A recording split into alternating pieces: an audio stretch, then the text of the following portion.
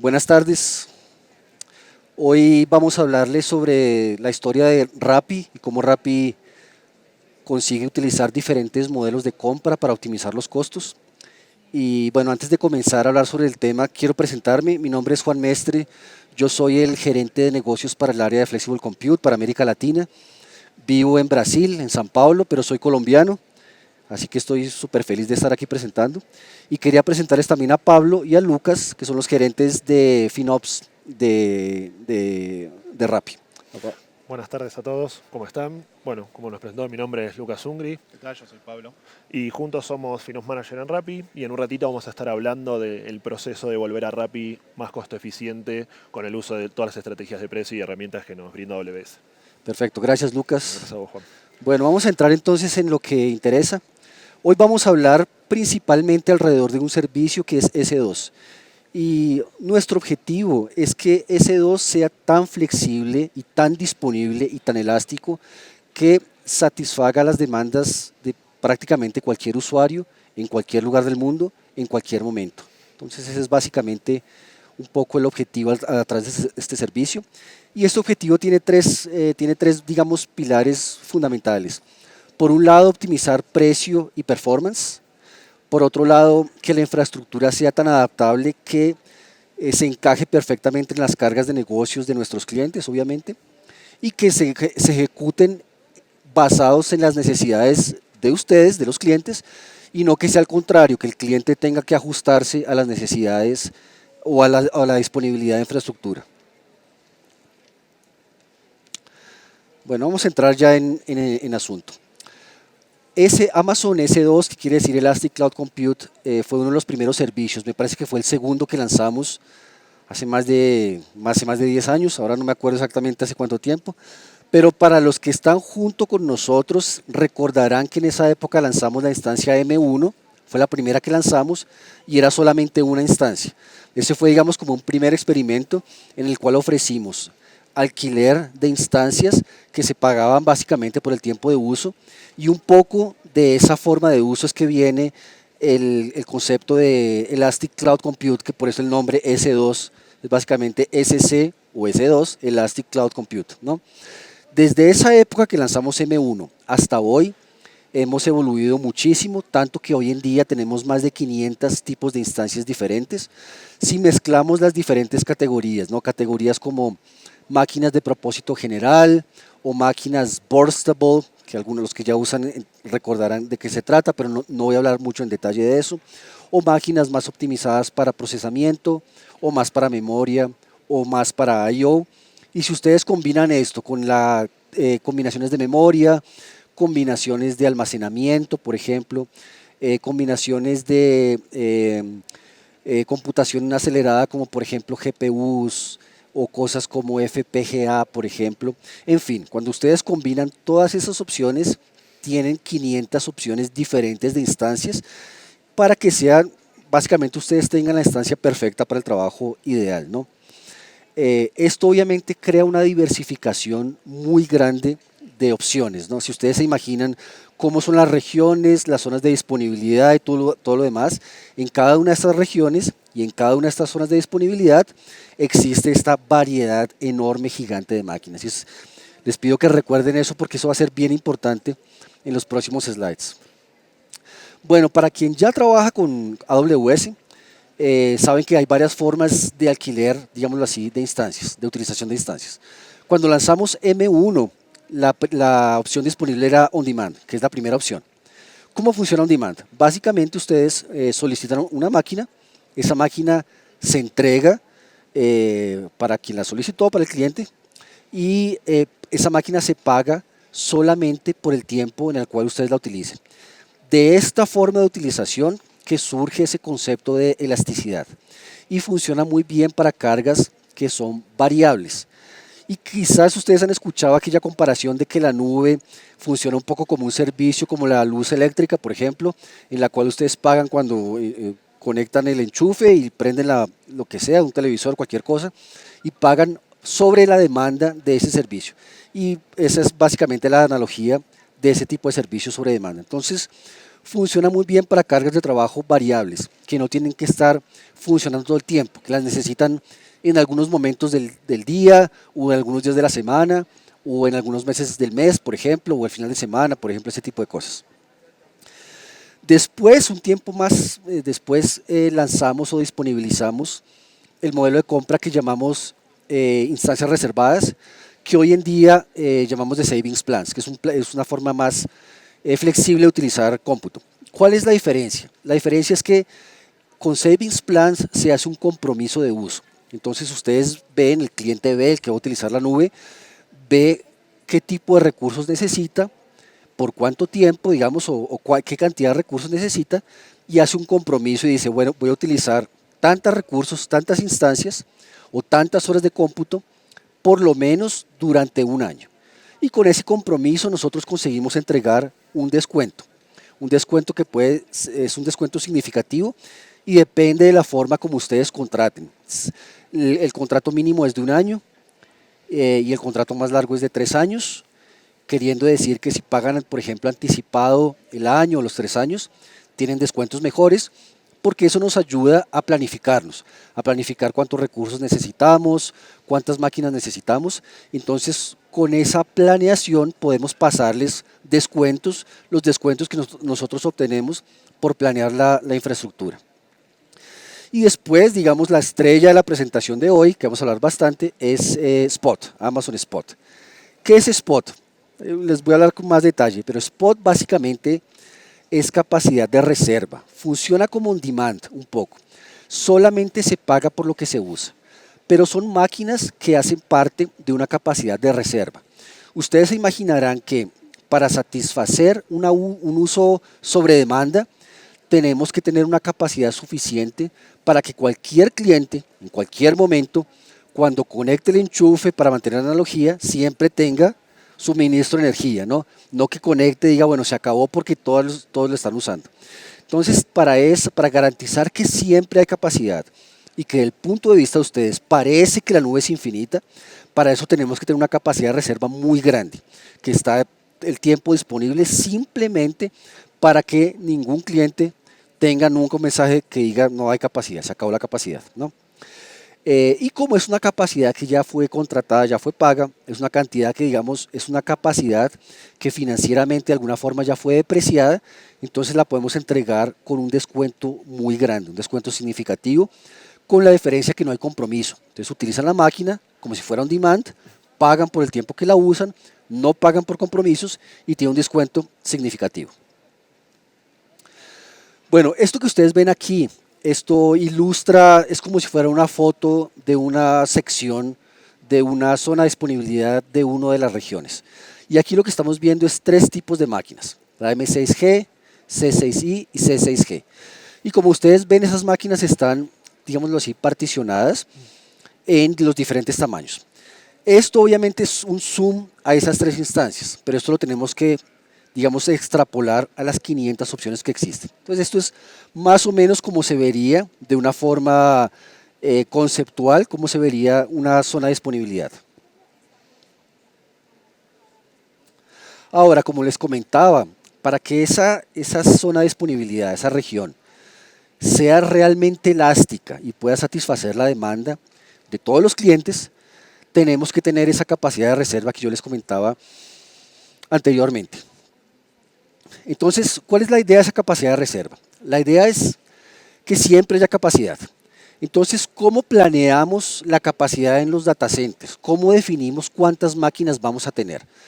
Básicamente lo que hacemos es ver la demanda de los clientes actuales, tratar de estimar el crecimiento de esos clientes, tratar de estimar los clientes futuros que hoy en día no utilizan, pero que van a utilizar esa demanda más adelante. Pero fuera de esa estimativa, que obviamente es una suposición, obviamente hay startups, hay empresas que ni siquiera tenemos la visibilidad de cuándo van a entrar en la nube y pueden entrar y crecer muy rápidamente. Mejor ejemplo de eso, Rappi, que les va a contar más rápidamente, pero con más detalle, pero ustedes sabrán, se imaginarán el crecimiento explosivo que tuvo una empresa que hace más de 10 años no existía, ¿no? Y que hoy utiliza recursos masivamente. Entonces, para que ellos puedan crecer de esa forma, tenemos que tener una capacidad de reserva muy grande que la mayor parte del tiempo está sin utilizar, está ociosa, está básicamente parada y no se utiliza. Entonces vamos a ver esto con un ejemplo. El ejemplo, vamos a escoger esta instancia, que es la C6i 12X Large. Entonces, ¿qué tenemos aquí? Imagínense que esto representa, esos cuadrados representan la cantidad de máquinas disponibles para ese tipo de máquina, para ese tamaño, en esa zona de disponibilidad. ¿Okay? El componente azul abajo son las máquinas que están siendo utilizadas. Son clientes on demand o clientes que están utilizando savings plans o instancias reservadas. La parte blanca representa la capacidad de reserva. Esa capacidad de reserva es la que está ociosa.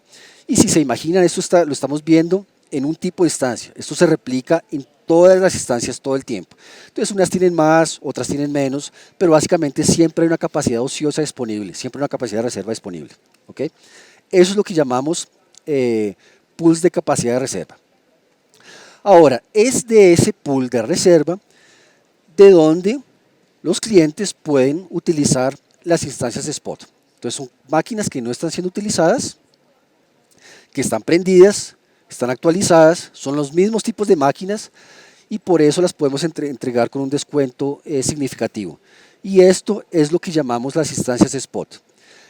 ¿Cuál es el descuento significativo de esas instancias? Puede llegar a ser del 90%. En promedio vemos descuentos entre el 60 y el 70%, a veces más, a veces menos, dependiendo del tipo de instancia y dependiendo un poco de cuánta capacidad ociosa tiene esa instancia. Es un poco un juego de demanda y oferta. Si hay más demanda, generalmente el descuento es un poco menor. Si hay más oferta, generalmente el descuento es un poco más grande, pero no hay cambios de precio bruscos, son constantes durante el tiempo, ¿no? Son pequeños cambios, de tal forma que ustedes pueden planear, decir, bueno, voy a utilizar spot, ¿cuánto será que voy a obtener de descuento? Entre 60 y 70% más o menos en promedio. Algunas van a ser 70, 75, 80, otras van a ser 60, 55. En promedio van a tener entre 60 y 70 más o menos. ¿Ok? Bueno, ¿cómo funciona? Primero que todo, la infraestructura de Spot es la misma en la infraestructura de On Demand, como les ilustraba en el ejemplo anterior. O sea, las mismas instancias, las más nuevas, las más antiguas también. Básicamente las mismas instancias que están disponibles para On Demand, no cambia absolutamente nada. ¿Okay? La única diferencia es que es lo que llamamos capacidad de reserva. Los precios pueden tener un descuento que puede llegar hasta el 90%, y aquí tiene la diferencia porque ustedes pensarán hasta ahora, dirán, bueno, es más barato y no tengo compromiso, parece la mejor opción. Ahora, hay un trade-off, hay una contrapartida, que es, si yo necesito como AWS esa máquina de la capacidad de reserva para entregárselo a un cliente on demand, el cliente on demand tiene prioridad. Entonces el cliente spot, la contrapartida por no tener compromiso y tener descuento es, puedes perder esa máquina en cualquier momento, puedes sufrir un evento de interrupción. Ese evento de interrupción sucede solamente si se necesita capacidad. Esa capacidad de reserva, en su mayoría, casi siempre está ociosa, pero los eventos de interrupción ocurren y hay unas formas de tratar con eso que ya les voy a explicar más adelante. Pero también para tratar con esos eventos de interrupción y todo lo demás, hay un concepto súper importante, quizás el más importante uso de Spot. Si ustedes ahora están pensando en que esto puede funcionar bien en sus cargas y escucharon interrupción y dijeron, bueno, tal vez no, bueno, este es el punto más importante, la diversificación. Yo les mostré un ejemplo de una máquina C6 12X Large, me parece que fue el ejemplo. Ese es uno de 500 opciones. Diversificar quiere decir que mi aplicación puede utilizar más de un pool de instancias. Entonces tengo la C6, la M6, la C5, la C4, de tal forma que si la C6 tiene menos capacidad, la C5 probablemente tiene más, o la C4 probablemente tiene más, y lo que tengo que tener es la inteligencia de escoger la instancia donde siempre hay más capacidad. Entonces es un juego de probabilidades, es un juego de estadísticas, que hay una forma automatizada de hacerlo sin que genere una carga, pero lo más importante y lo que quiero que se lleven de aquí es que si van a utilizar Spot, tienen que pensar en diversificar para minimizar el riesgo de interrupción, ¿ok? Y ahora les voy a explicar cómo funciona eso mejor. Bueno, ¿cómo funcionan las interrupciones? Este es un ejemplo en un momento T0, digámoslo así. Entonces hay una cantidad de instancias que están siendo utilizadas, que son las azules, y una cantidad de instancias que son las blancas, que no están siendo utilizadas, que es la capacidad de reserva, ¿ok? De ahí sale mi instancia spot, ¿ok? Ahora, hay dos formas de lidiar con interrupciones. Entonces, una de las formas se llama Instance Rebalance Recommendation. Es una característica que está dentro de la utilización de Spot. Es una característica del servicio. Se trata de que si el uso de ese pool, ustedes vieron aquí, aumenta de tal forma que la reserva disminuye, mi probabilidad de interrupción aumenta. No es una interrupción, es una probabilidad.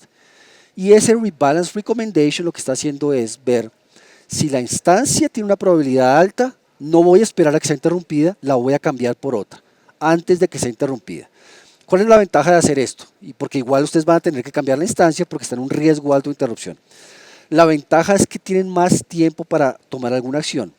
80% de las máquinas que tienen esta señal activado, digámoslo así, tienen más de 10 minutos entre la detección de la probabilidad y la interrupción como tal. Y 10 minutos da bastante tiempo para tomar alguna acción, ¿no? A veces es más que los 10 minutos. Esa es la forma más moderna de tratar con esas. O la forma más tradicional es la interrupción como tal. La interrupción como tal es, de hecho, la máquina la vamos a interrumpir, se la vamos a quitar a quien la está utilizando como spot. Y es una forma más reactiva.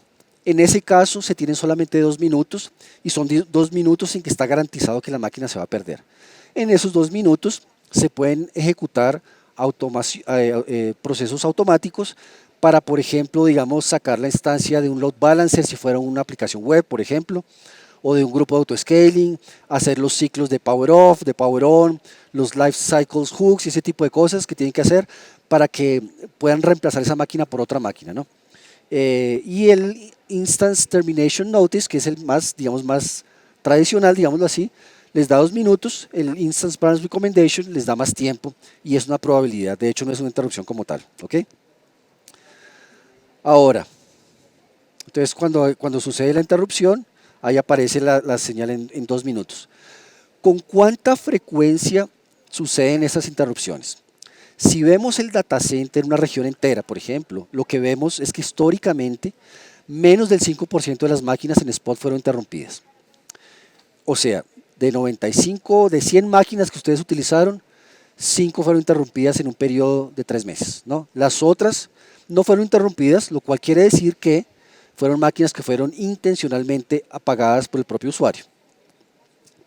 Ahora, para que eso funcione correctamente, la idea es que esté diversificado. Entonces, si por ejemplo ustedes están utilizando una aplicación web, digámoslo, con un load balancer y los servidores HTTP son spot, la idea es que no sea todos C6 12X large, porque están corriendo un riesgo de algún otro cliente necesitar mucho de ese tipo de máquina específico y ustedes tener muchas interrupciones. Entonces la idea es que tengan un poco de C6, un poco de C5, un poco de C4 y así, si tienen esa diversificación, van a tener un riesgo o una tasa de interrupción menor al 5%. Entonces esa parte es clave, es súper importante. Y bueno, bueno, ¿qué es una diversificación buena, digamos, o cuántas familias diferentes deberían usar? Un criterio que utilizamos son por lo menos 5 familias diferentes. Si ustedes imaginan la región de Sudamérica, que tiene 3 zonas de disponibilidad, si tenemos 5 familias, digamos todas con el mismo tamaño, X-Large, 5 familias, por 3 zonas de disponibilidad, que estamos hablando de 15 pools de máquinas, de los cuales ustedes tienen 15 opciones para escoger. Ese es un comienzo de una buena diversificación. Entonces podría ser un C5, un C4 y un C5A, por ejemplo, todo X-Large en 3 zonas de disponibilidad. Ese es un excelente comienzo de diversificación. Ahora, ¿cómo lidiar con esas interrupciones y qué tipo de aplicaciones funcionan? Hay aplicaciones que no son tolerantes a fallos, que no aceptan, no toleran una interrupción de una forma correcta. Ejemplo de eso es una base de datos. Una base de datos, si sufre una interrupción y está en el medio de un query, por ejemplo, ¿se puede recuperar? Se puede reejecutar ese query, ver en dónde estaba, cargar los datos otra vez. En teoría se puede, pero es un proceso complejo, demorado. Es un proceso que si mi carga productiva depende de la probabilidad de una base de datos ser interrumpida, puede ser que yo tenga mi servicio fuera por 10, 15 minutos y eso obviamente no se puede tolerar. Entonces, cosas como bases de datos no son buenos candidatos para Spot, no se recomiendan. ¿Qué no se recomienda? Aplicaciones que son orientadas a estado como bases de datos, aplicaciones de CRM, por ejemplo, que son muy orientadas a estado, aplicaciones más antiguas, monolíticas, que ustedes quiebran la aplicación, interrumpen, se pierde el estado totalmente, hay que comenzar de ceros. Ese tipo de aplicación no es un buen fit para Spot, no lo recomendamos. Entonces, ¿para qué sirve? Sirve para aplicaciones que cumplen con esos criterios, tolerantes a fallas, o sea que la aplicación nativamente, la arquitectura está diseñada para recuperarse.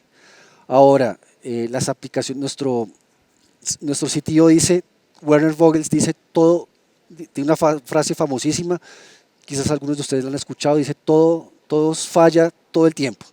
Entonces, independiente si es Spot o no es Spot, ¿cuántas veces ustedes no pasaron por una situación en la cual el servidor, cualquiera que sea, tuvo una falla, la aplicación, el servidor como tal, o la propia máquina, el desktop, el notebook, un teléfono inclusive? Entonces, las cosas fallan. Entonces, las arquitecturas cada vez son más preparadas para tolerar esas fallas y reaccionar correctamente. Entonces, lo primero es que la aplicación tiene que estar preparada para reaccionar a esas fallas. Lo segundo, tiene que ser flexible, o sea, que pueda ejecutar en diferentes máquinas de forma satisfactoria, que es la diversificación. Que sea ese concepto de loosely coupled, que es básicamente cuando ustedes piensan de nuevo en la aplicación web, por ejemplo, que tiene un load balancer. Quien está recibiendo las conexiones de los clientes es el load balancer, que las entrega a las máquinas que están atrás. Si una de esas máquinas atrás se pierde, el load balancer tiene la inteligencia de enviar esa conexión a otra máquina, y de tal forma que no hay una conexión, digamos, permanente entre el load balancer o entre el cliente y la máquina. Eso es loosely coupled, básicamente. Si la pierdo no hay problema, conecto con otra, ¿no? Y que no tenga estado. Que no tenga estado quiere decir que el estado de mi aplicación no se guarda dentro de la instancia.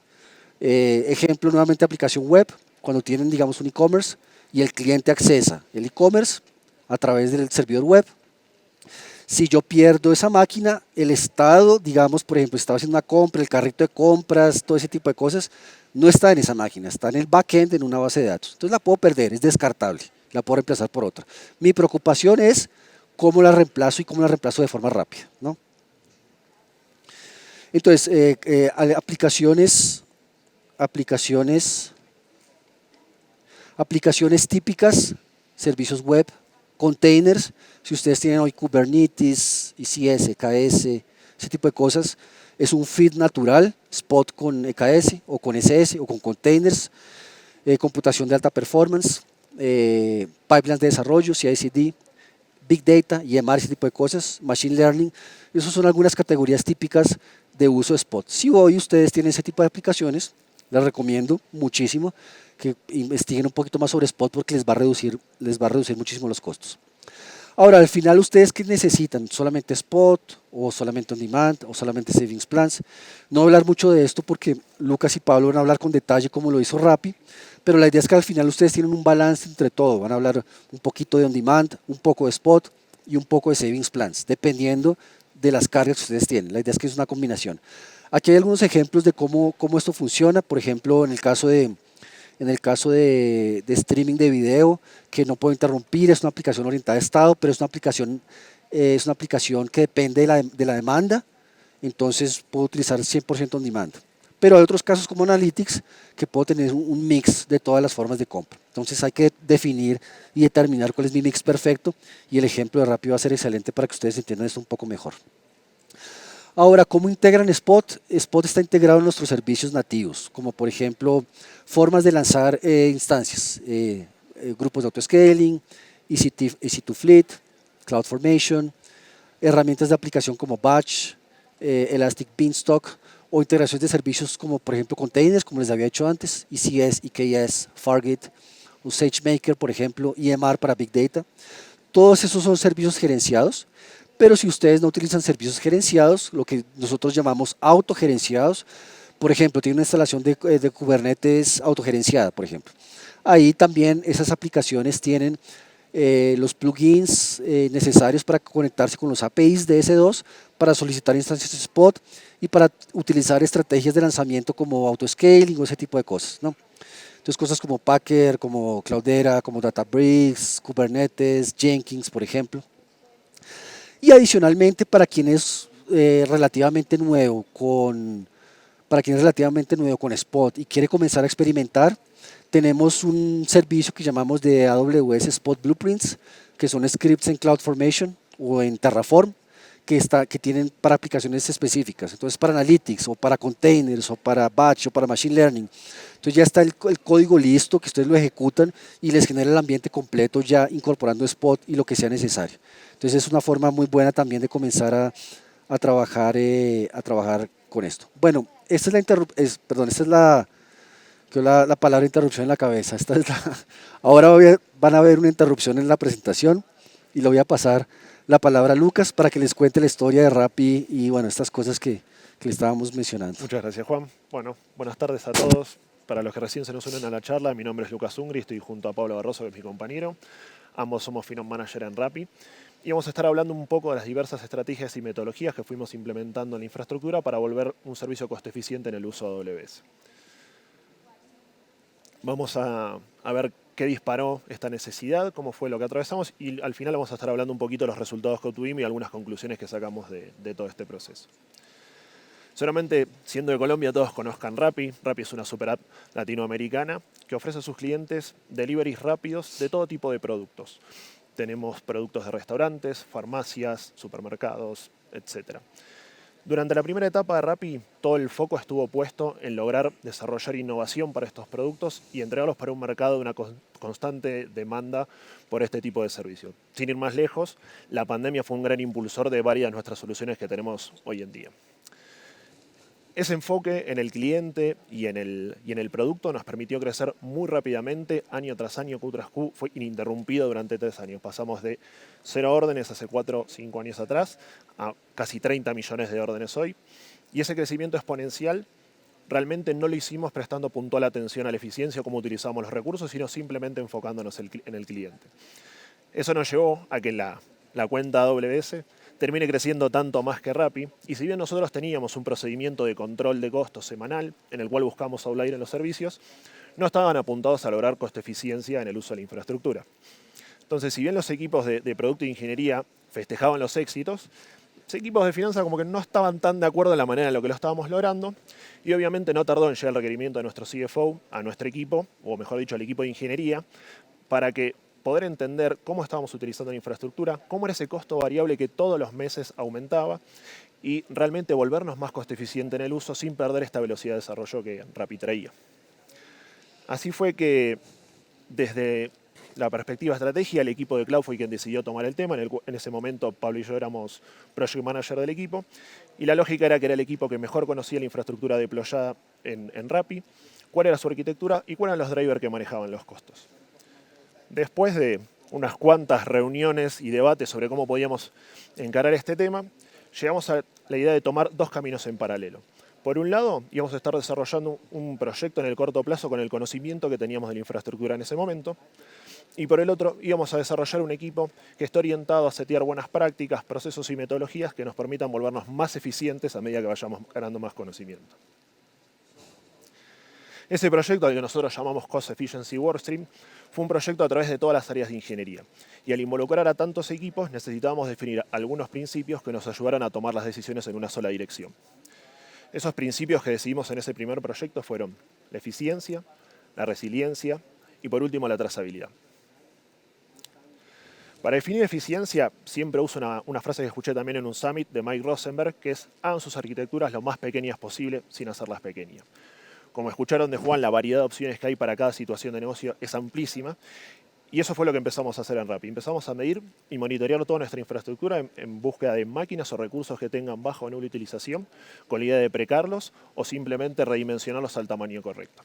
Ese mismo proceso también nos ayudó a actualizar nuestras tecnologías a las últimas AWS. Algo que por política AWS siempre nos ha ayudado a nosotros en lo que es coste-eficiencia, es que sus últimos productos o son más baratos o son más performantes, pero el resultado que finalmente nos da es que son más coste-eficientes para desarrollar nuestra actividad. El segundo principio era el principio de resiliencia. Definimos resiliencia como la capacidad de adaptarse de manera exitosa a los cambios imprevistos que puedan surgir. Rappi, al ser una app de delivery, contamos con picos muy marcados en los horarios de almuerzo y cena, y entre estos horarios los valles también son bastante marcados. Entonces, debíamos empezar a adaptar nuestra infraestructura a que trabaje en ese tiempo, ya que uno de los grandes valores agregados que tenemos de estar en AWS es no solo contar con la instancia más justa para nuestra carga, sino utilizarla ese tiempo, como Juan nombraba antes, justo y necesario, y no desperdiciar ese uso. Y el tercero de los principios fue la trazabilidad, que definimos en ese momento como la filosofía de poder detectar de quién era el recurso y a qué equipo le pertenecía.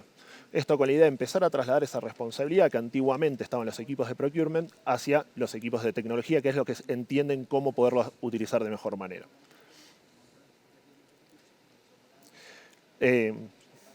La realidad es que todas estas implementaciones técnicas no son solo más que el 50% de todo lo que nos permite volvernos más coste eficientes. La variedad de modelos de precios, como nombraba antes Juan, nos permiten optimizar aún más la tarifa que pagamos por el servicio, y para eso en realidad le voy a dejar el espacio a Pablo, que hace más de 2 años lo viene implementando de manera exitosa en Rappi, y te cedo la palabra. Gracias. Bueno, buenas tardes a todos. Yo voy a tratar de contarles en un tiempo muy resumido de cómo fue el camino que fuimos recorriendo en Rappi para manejar los distintos modelos de precio que tenemos, que nos presta AWS, y cómo fuimos modificando las estrategias y cómo fuimos combinando estos modelos de precio para volvernos más coste eficientes a medida que iba evolucionando el tiempo. En un principio, Rappi se encontraba en una etapa inicial definiendo el uso y el tamaño de la infraestructura que necesitaba para operar, por lo cual la primera estrategia que tomamos era muy conservadora y a muy corto plazo. Entonces lo que tratábamos de hacer era cubrir la base del consumo con instancias reservadas a no más de un año, y dejábamos en on-demand los picos de escalados que nuestro negocio presenta. De esta manera tratamos de alcanzar al menos un 80% de la infraestructura de EC2 con este tipo de instancias reservadas. El control lo llevábamos mensualmente, y cada vez que aparecía un nuevo proyecto desde la parte de ingeniería, evaluábamos la compra de este tipo de reservas, particularmente para ese caso específico. A medida que fuimos ganando más experiencia con el tema de proyección y utilización del uso de la infraestructura, nos dimos cuenta que si podíamos proyectar a un mediano largo plazo, podíamos aprovechar el mayor descuento que ofrecen las reservas, como dijo Juan, de más largo plazo, ¿verdad? Y ahí fuimos por las reservas de 3 años. Pero acá nos empezó a surgir la dificultad, que creo que si hay gente acá que está metida en la nube y manejó en algún momento los modelos de precio de instancias reservadas, es tratar de llevar el porcentaje de cobertura de la infraestructura lo más cercano al 100%, tratando de utilizar en su totalidad las compras de reservas que íbamos haciendo. ¿Sí? Porque es fácil cubrir el total de nuestra infraestructura con instancias reservadas si compramos reservas en masa, pero si no tenemos en cuenta el porcentaje de utilización de cada una de esas reservas, podemos terminar desperdiciando mucho más de lo que nos estamos ahorrando. Entonces para nosotros siempre fue clave el uso del Cost Explorer con los reportes de cobertura y utilización. Y un tip muy simple que nos sirvió mucho a nosotros es, dentro de Cost Explorer, armarnos nuestros filtros para los determinados servicios, determinadas cuentas para las cuales teníamos compras de reservas, guardarlos, y lo que hacía es nos agilizaba el control y el monitoreo de estos porcentajes para hacerlo de una manera más rápida. En este camino, nuestros TAMs nos presentaron al equipo de Customer Optimization, que es un equipo especialista en la optimización del uso de las reservas. Y este equipo fue clave para ayudarnos a cumplir el objetivo que teníamos de optimizar cada vez más los ahorros que estábamos teniendo. nos presentaban periódicamente reportes buscando baja utilización de las reservas que teníamos y nos daba recomendaciones de a qué tipo de familia podíamos convertir esas reservas que estaban teniendo baja utilización para poder aprovechar el mayor beneficio de los descuentos que estábamos dejando de lado con lo que desperdiciábamos en ese momento. Pero bueno, en este camino, cuando fuimos fuimos adquiriendo más madurez en el uso de las reservas, empezamos también en paralelo a cubrir los otros servicios que tienen el modelo de tipo de reservas, como RDS, Elasticcache, OpenSearch, y ahí obtuvimos un mayor descuento de un 30% para cada uno de estos servicios sobre el precio bajo demanda.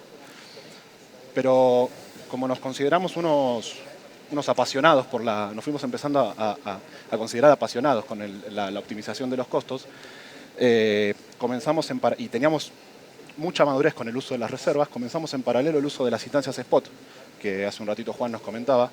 Tienen un gran potencial de ahorro y lo más importante es que no tienen compromiso de tiempo alguno. Entonces, de la misma manera que con las reservas empezamos siendo conservadores y empezamos a utilizar cada vez más este modelo de precio, siempre elaborando estrategias preventivas para lo que hablaba Juan de las interrupciones, y hasta que en un momento teníamos nuestros grupos elásticos cubiertos en más de un 90% con instancias spot y los picos restantes de ese 10% los cubríamos hasta ese momento con compras de instancias reservadas. Pero la historia no termina ahí y a mí me gusta decir que la pasión que tenemos por el ahorro de costos se fue convirtiendo como en una obsesión de obtener cada vez más beneficios y buscar más ahorros, y para eso AWS siempre tiene alguna nueva herramienta o dispone de metodologías para ir siendo más costo eficientes, y fue en ese momento que lanzaron al mercado los Saving Plans. Comparamos en ese momento los beneficios que nos traía este nuevo modelo de precio con las reservas y no lo dudamos, a medida que se nos fueron venciendo los paquetes de reserva, los fuimos reemplazando por compras de Saving Plans. ¿Qué nos permitió esto? Dejar de estar focalizados en la utilización que hacíamos de las reservas.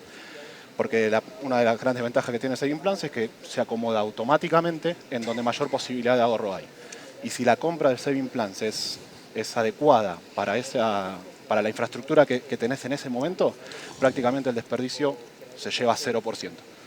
Y sumado a esto, me olvidé de pasar la slide, perdón. Y sumado a esto, los Saving Plans nos permitían empezar a cubrir otro tipo de servicio que hasta el momento quedaban por fuera de cualquier modelo de precio, como ser Fargate y Lambda. Así que en conclusión, para ir cerrando un poquito, lo que le quiero comentar es cómo está nuestra infraestructura hoy en día. EC2 lo tenemos cubierto en más de un 90%, como dije, que en instancias spot. El resto lo tenemos cubierto con Saving Plans ahora. Ya no tenemos reservas de EC2, pero sí las tenemos en RDS, en OpenSearch, en Elasticcache, y en todos los casos superamos la cobertura en más de un 90%. Y todas estas compras, tanto de Saving Plans como de reservas, las tenemos utilizadas en casi un 100%, casi 0% de desperdicio. Y dejamos el caso de precio on demand pura y exclusivamente para casos muy particulares, muy específicos, que sabemos que va a consumir una determinada cantidad de infraestructura por un periodo muy corto de tiempo. Así que nada, sin más, ahora le voy a ceder la palabra de nuevo a Lucas, que para finalizar nos va a contar un poquito de la guía y la cultura FinOps que nos está ayudando mucho en este momento en Rappi. Gracias, Pablo. Bueno, como vieron, la variedad de maneras de volverse coste eficiente en una estructura de empresa es enorme, entre los tipos de instancia, los modelos de elasticidad, los modelos de estrategia de costos, pero esto para nosotros no tenía sentido si no lo podíamos mantener a largo plazo. La realidad es que no hay ninguna solución mágica, cada caso es particular, e irlo adaptando a lo largo que el negocio va evolucionando requiere tener a alguien dedicado. Y así fue que nosotros decidimos armar este equipo destinado a setear estos procesos, como hablamos al principio de la charla, y nuestro punto de partida fue el más lógico. Nos acercamos al equipo AWS con los nuevos objetivos de negocio que teníamos para recibir algo de retroalimentación de ellos, que eran los expertos ya manejando la AWS y conocían perfectamente su producto. De esa charla surgió en realidad de esa charla, José Luis Caro, que probablemente esté dentro del público, se nos acercó y lo primero que nos sugirió es empiecen a entender el uso que le dan a la infraestructura al detalle y en tiempo real. Y ahí durante semanas empezamos a trabajar con José en el entendimiento del Cost and Usage Report, una de las herramientas más potentes que tiene AWS para poder entender el costo, en el cual vemos cada línea, vemos los ARN con todo su nivel, sus dimensiones de detalle, y empezamos a consumir esta data a través de la herramienta visualización QuickSight, y eso nos permitió en corto plazo empezar a tener paneles con toda la data de toda nuestra infraestructura, todos los recursos dentro de los servicios asociados a los equipos en tiempo real. Todos los días teníamos esa data actualizada y podíamos saber cómo nuestra infraestructura estaba afectada. Eso la verdad que cambió muchísimo la manera en la que operábamos. Nos empezó a dar mucha más visibilidad de cómo teníamos que proyectar en el largo plazo, cómo podíamos plantear estrategias de ahorro y dónde podíamos detectar otras posibilidades de optimización. Con esta información y en tiempo real empezamos a llevar directamente a nuestros ingenieros. Encontramos esto, encontramos tal cosa, y eso nos empezó a permitir tener más disponibilidad de oportunidades de ahorro en el corto plazo. En la búsqueda de este proceso, la realidad es que, como a la gran mayoría les habrá pasado en sus empresas, implementan una práctica de control de costo, mucha prueba y error, y de esa prueba y error salieron grandes aciertos, grandes frustraciones que también hemos tenido, pero terminamos dando con lo que para nosotros fue una gran guía. Dimos con la FinOps Foundation, y todas esas ideas que ya habíamos empezado a estructurar y organizar empezaron a tomar lugar. Nos encontramos con un equipo de profesionales que había pasado por lo mismo que nosotros a través de cientos de empresas, había encontrado la necesidad de controlar los costos de su empresa y había empezado a plantear un framework de trabajo con la idea de alinear a todos los equipos. Si alguno, como dije antes, opera acá, sabrá la dificultad de que se entiendan los equipos de finanzas, de producto e ingeniería para tomar decisiones comunes respecto a ser eficientes. Ese framework al que nos terminamos adaptando completamente es un framework de 3 etapas, que la idea es que cada ciclo de estas etapas nos permita ganar un grado de madurez, un mayor grado de visibilidad, pero que podamos empezar de lo más general a lo más particular. Esas 3 etapas, y las voy a ir asociando al proyecto que hicimos inicialmente. La primera etapa es la de informar, eso que nosotros llamamos trazabilidad. La idea es poder entender quién consume el recurso y poderle llevar esta información a esa persona para que pueda tomar decisiones de lo que está haciendo con ese recurso finalmente. La idea es que la responsabilidad pase a ser compartida entre los ingenieros y las partes de costos. Después viene la segunda etapa, que es la etapa de optimización. Por ahí, por el nombre, todo el mundo pensará que es el momento en el que optimizamos, y no, es cuando seteamos todo tipo de prácticas, metodologías, alertas. Tenemos muchos sistemas de alertas automáticas que nos permiten detectar oportunidades de mejora, corregir outliers. Eso se genera un informe común para todo el mundo, de fácil entendimiento, y los disponibilizamos en un backlog. Y por último, la etapa de operar es en la que tomamos todas estas CAR del backlog y las operamos de acuerdo a la necesidad del negocio. No todas las necesidades de optimización están alineadas con las necesidades del negocio. Entonces este es un trade-off que empezamos a hacer entre la calidad de lo que estábamos entregando, la velocidad como lo entregamos y el costo que nos implicaba. Para contarle un poquito el resultado después de 2 años de implementar esta práctica que conseguimos, uno de los cambios más importantes que logramos fue el cultural. Si quieren lograr una empresa coste eficiente, tienen que lograr un cambio cultural en los equipos de ingeniería, y fue que dejamos de pensar en cuánto estábamos gastando en infraestructura para pensar cuánto valor le aportábamos a la compañía con esa solución por cada inversión que hacíamos. En nuestro caso particular, durante 2 años de práctica y 8 Q consecutivos logramos eficiencia mes tras mes, y después de 2 años logramos bajar nuestro costo por orden un 60%, lo cual nos permitió volvernos mucho más competitivos en el mercado. Como les decía antes, empezamos a ir entre la calidad, el costo y la velocidad de cada ejecución. Ahora vemos toda nuestra data en tiempo real, y eso hace que podamos tomar operaciones más ágiles, ya que no perdemos tiempo debatiendo sobre opiniones o sobre sensaciones, sino que tenemos la data exacta para tomar una decisión. Me gustaría dejarle algunas conclusiones de todo este proceso, y sobre todo a los que quieran iniciarse en la práctica de llevar las empresas a ser más costo eficientes. El primero de los tips es que entiendan el gasto del primer día. Hay una variedad muy grande de opciones. Lo importante es entenderlas, dónde están los beneficios, cuáles se adaptan a nuestra empresa, y trasladarle ese conocimiento a nuestros ingenieros, a los que finalmente toman las decisiones. El segundo tip es que aprovechen esa variedad. Las hay para todo tipo, y no siempre la que creemos que es la más correcta es la que mejor funciona en relación a la coste-eficiencia. Aprovechen, aprendan sobre esa variedad de opciones.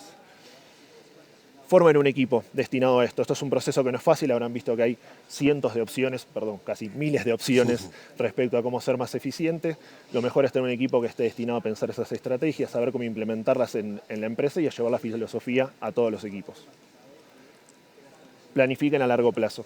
La planificación a largo plazo fue algo que a nosotros nos permitió volvernos mucho más coste eficientes. Las estrategias de precio que contaba Pablo nos permiten bajar el rate de consumo a casi valores ínfimos comparados con el on-demand. Y por último, algo que nos hubiera cortado mucho el camino haberlos encontrado antes, es acérquense a la Fino Foundation.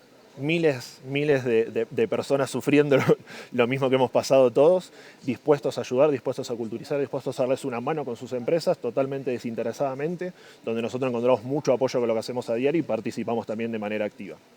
Así que, para hacer un cierre de la charla, agradezco a Rappi por darnos el espacio para poderlo hacer, a AWS para contárselos a ustedes por escucharnos. Y bueno, Juan, te devuelvo el clicker para que puedas cerrar la charla. Gracias, Muchas Lucas. gracias a todos. Gracias, Lucas, gracias, Pablo. Bueno, esa es la historia que teníamos para hoy. Espero que eso les genere algunas ideas de cosas que se pueden hacer con AWS. La idea es que utilicen la nube de la forma más eficiente posible. Y como próximos pasos, dos cosas que quería recordarles. Primero, el AWS Skill Builder, donde tenemos más de 500 cursos disponibles con diferentes niveles de habilidad. Como ustedes se dan cuenta, todo eso es un proceso de educación, de aprendizado. Entonces esto aquí es fundamental. Si hacen clic aquí en el QR Code, los va a llevar directamente. Eso es una herramienta de aprendizaje directamente con AWS. Y después las certificaciones. Las certificaciones les van a dar un pad completo aprendizado, tanto a ustedes o a sus equipos. También pueden entrar aquí en este otro QR Code. ¿Ok? Entonces, esos dos recados que les quería dar. Y finalmente agradecerles por su participación. Pueden pedir más información a través de sus representantes de AWS. Y finalmente, por favor, les pido que llenen la encuesta de la sesión. La idea es que esto, como ustedes saben, va a ser un evento anual. Entonces, toda la información, feedback que nos pueden dar va a ser información extremadamente importante para que la experiencia sea siempre mejor. Entonces, muchísimas gracias por participar y por aquí terminamos. Gracias a todos. Gracias.